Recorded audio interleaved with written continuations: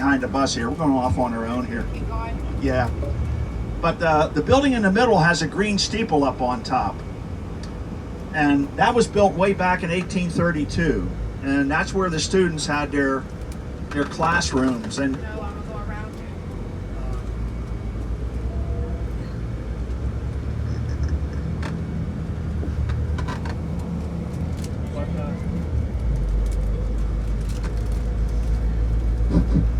yeah, they had their classes and dorms in that middle building with the green steeple. And they decided to name this ridge after the seminary right here. This is called Seminary Ridge. And the Confederate Army captured this on the first day and occupied it. And we'll be driving back here later to the ridge. This is where they probably And fight if you it. look out in the distance in front of us, that's the Blue Ridge Mountains. And the mountains are directly About west of 200 us. years ago. So if you ever want to find your directions, just find the mountain range out there. And this is all national park land here to your left and right. The park owns over 6,000 acres of the battlefield.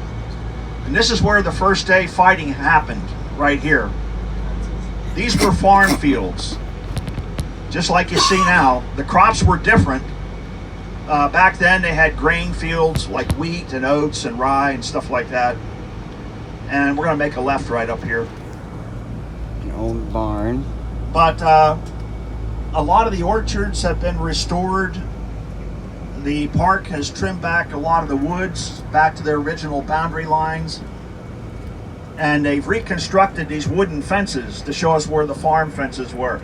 So you guys are going to see a lot of wooden fences around here. You're also going to see a whole lot of monuments. This is probably the most monumented park in the country. There's over 1,300 markers and monuments all over the park here.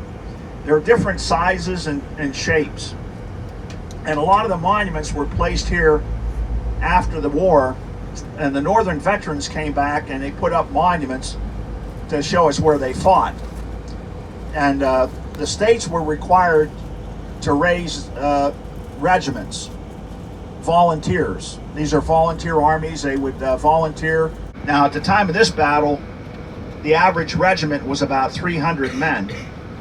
And these are typical regimental markers that you see in the woods here and on the fields. And everywhere you see one, there were pretty close to around 300 Northern soldiers fighting out here. Some of the bloodiest fighting in the battle happened in these woods. Some of the regiments that fought in these woods lost about 2/3 of their men fighting here. That means they got killed or wounded or captured, all put together. And when we get up here to the ridge, you'll see some monuments down to the right. There were Northern soldiers out here in this area on the first day fighting here, trying to hold back Confederates, keep them out of the town. And if you look up here ahead of us, you'll get a good view of the Lutheran Seminary campus. To our right here for about 3 miles.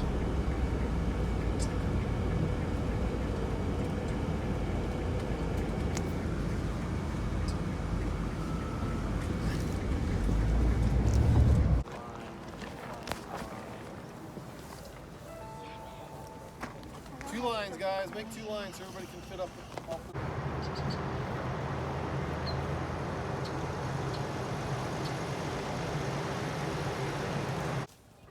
mentioned General Lee arrived at the seminary and decided to bring the rest of his army up here. His battle line eventually covered about 6 miles.